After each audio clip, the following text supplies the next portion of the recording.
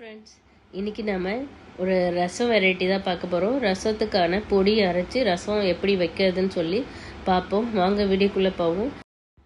இந்த பொடி ரசத்துக்கு மட்டும் இல்லாமல் டால் கிச்சடி, புளியோதரை பொடி காலி ஆயிடுச்சுன்னா அப்பயும் இந்த பொடியை யூஸ் பண்ணிக்கலாம், நல்லாயிருக்கும்.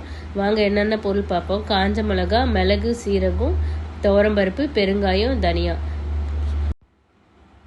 100 கிராம் எடுத்துருக்கோம். நல்லா ஒரு கடாயில் போட்டு வறுத்துக்கணும். வாசனை வர வரைக்கும் வறுத்து தனியாக எடுத்து வச்சுக்கணும். அடுத்து துவரம்பருப்பு, அதுவும் 100 கிராம், அதையும் கடாயில் போட்டு நல்லா வறுத்து எடுத்துக்கணும் வாசனை வர வரைக்கும். அடுத்து மிளகு, அதுவும் 100 கிராம், அதையும் போட்டு நல்லா வாசனை வர வரைக்கும் வறுத்து எடுத்துக்கணும். மிளகு 50 கிராம், அதையும் நல்லா வாசனை வர வரைக்கும் வறுத்து எடுத்துக்கணும். அடுத்து கடாயில் எண்ணெய் விட்டு பெருங்காயமும் காஞ்ச மிளகாவும் வறுத்துக்கணும்.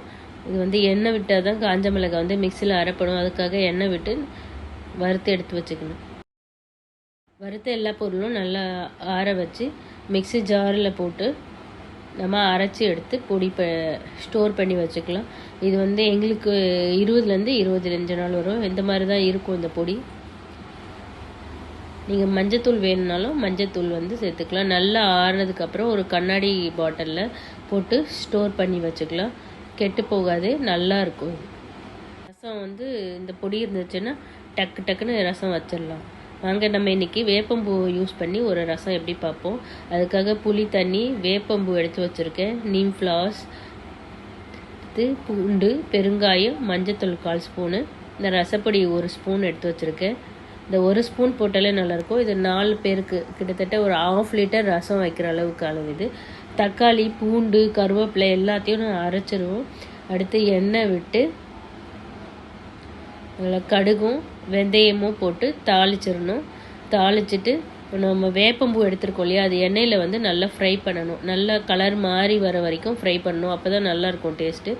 ஃப்ரை பண்ணிவிட்டு அதில் புளி தண்ணியும் நம்ம மிக்சியில் மீதி எல்லா பொருளும் அரைச்சோம் இல்லையா, பேஸ்ட்டு, தக்காளி, பூண்டு, கருவேப்பிலை, ரசப்பொடி சேர்த்து அரைச்சிட்டோம். இல்லை அப்படியும் போட்டுக்கலாம். போட்டு அரைச்சிட்டு அதையும் போட்டு கொதிக்க வைக்கணும். அவ்வளோதான். மிக்சி கழுவின தண்ணி ஊற்றியாச்சு. ஊற்றிட்டு கொஞ்சம் நேரம் நுர தட்டி வரும்போது நம்ம கொத்தமல்லி கட் பண்ணி வச்சுருக்கோம் இல்லையா, அதை போட்டு ஆஃப் பண்ணிட வேண்டியதான். கொஞ்சம் நேரம் மூடி வச்சிடணும் இந்த ரசத்தை. ஒரு 5 மினிட்ஸ் கழித்து திறக்கும்போது ரொம்ப நல்ல வாசனையாக இருக்கும்.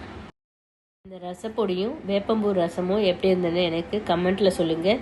இந்த வீடியோ பிடிச்சிருந்தா எனக்கு ஒரு லைக் கொடுக்க மறக்காதீங்க. எங்கள் சேனல் சப்ஸ்கிரைப் பண்ணி வச்சுக்கோங்க இந்த மாதிரி வீடியோ பார்க்க. தேங்க்யூ.